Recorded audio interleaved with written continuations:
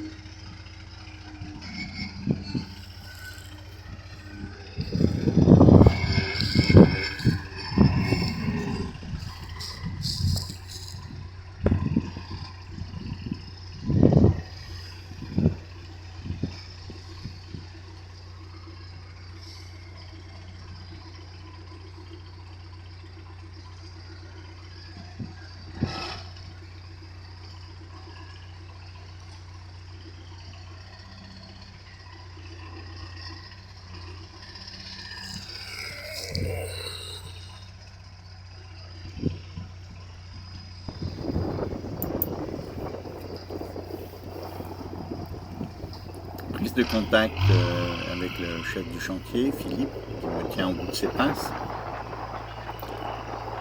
Une attente parce que le courant est trop fort en fait. C'est extrêmement difficile de sortir dans ces conditions.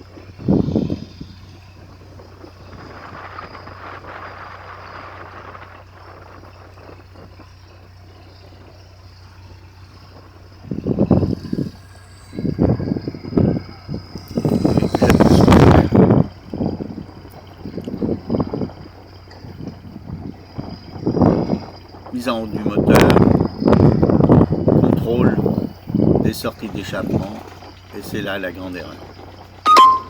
J'y vois mal, le bec arrière empêche de bien revoir, et la fumée d'échappement fait bouger l'eau, ce qui me fait croire qu'il y a de l'eau qui sort. Et il y en a eu un peu qui était déjà dans le Waterloo Cabin.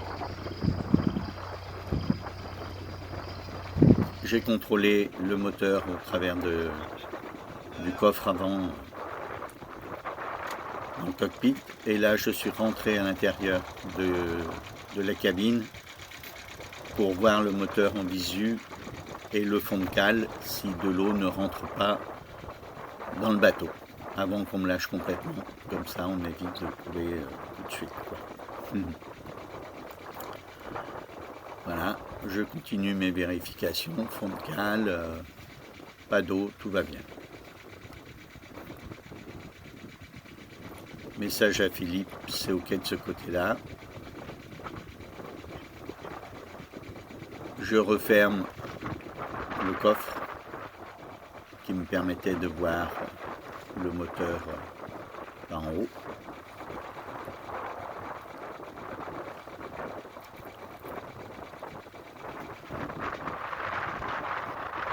Je préviens donc le chef de chantier que de ce côté-là c'est ok.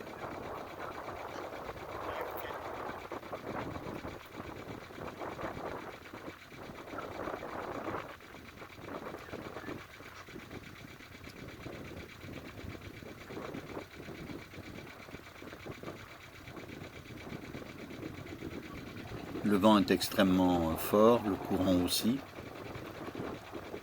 Et on a un coefficient de 90 de marée, ce qui ne facilite pas du tout la tâche.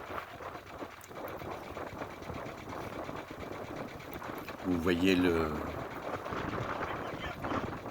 drapeau comme il s'agite et vous entendez le vent.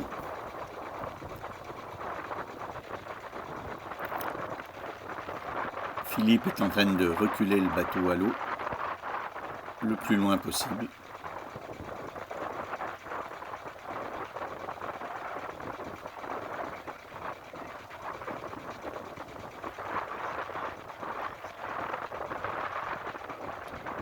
Et j'écoute ses instructions. Partir plein pot en marche arrière pour éviter les pontons, enfin le ponton surtout, et ensuite manœuvrer en marche arrière pour remonter en amont de la Charente avant de repartir en marche avant dans le bon sens. Mais là, le courant et la vitesse du vent et du bateau va me poser des problèmes sur la barre. Vous allez voir ce qui se passe. Regardez bien la barre et mes mains qui le tiennent. Ça y est, c'est parti, on est en marche arrière. Voilà. J'évite la balise tribord, c'est la balise verte à pointe. Et là, le courant est terrible. Regardez encore une fois, j'ai du mal à tenir. Mais j'ai passé les pontons et je peux réduire la vitesse. Ça va mieux. Hop. Encore une fois, la barre m'échappe. Le courant est terrible.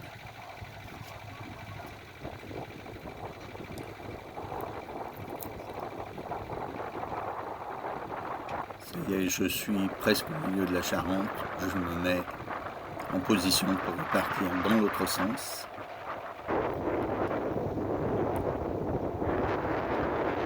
J'ai ralenti le moteur et je peux y aller beaucoup plus doucement.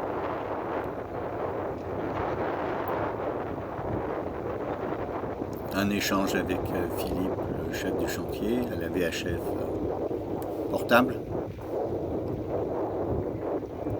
Et on repart. Prêt pour la marche avant.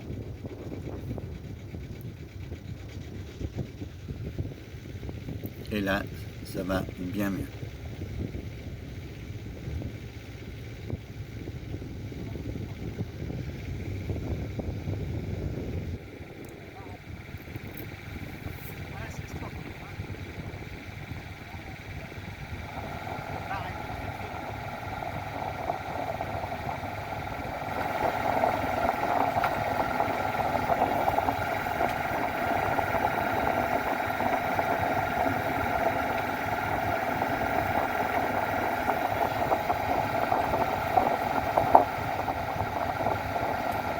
Voilà, je faisais coucou à Alain qui m'a filmé. Voilà, tout va bien. Le moteur tourne bien.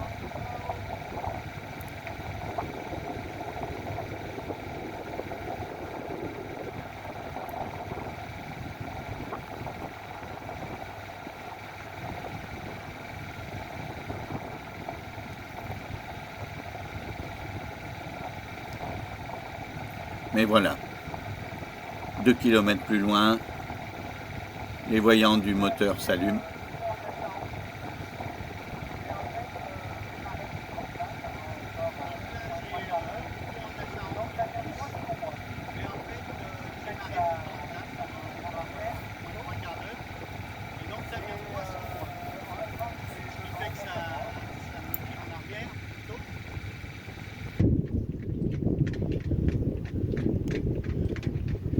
Bon les amis, je pense que ça enregistre là, je n'étais pas sûr, j'ai le soleil dans les yeux et j'ai perdu ma casquette dans la bataille. Alors mauvaise nouvelle, le moteur a chauffé à 1 km à peu près, 1 km et demi de la sortie du port. Ça s'était très bien passé au départ et mes alarmes de moteur ont sonné. Ça a commencé à fumer du bloc moteur. Donc je l'ai arrêté avant de le casser complètement, ce pauvre moteur. Et j'avais pas hissé ma voile, la seule grande voile que j'ai pu mettre ce matin.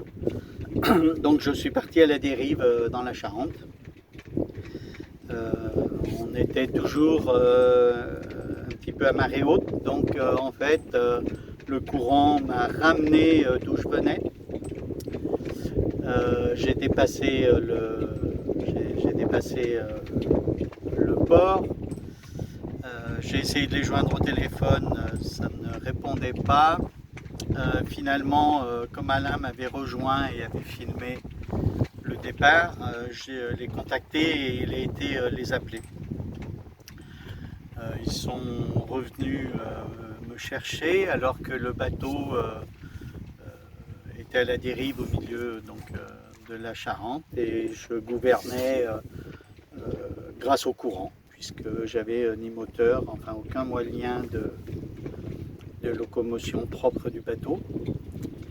J'ai pu rester au milieu du chenal et j'ai préparé 2 amarres pour pouvoir m'amarrer au ponton là, du port parce que le courant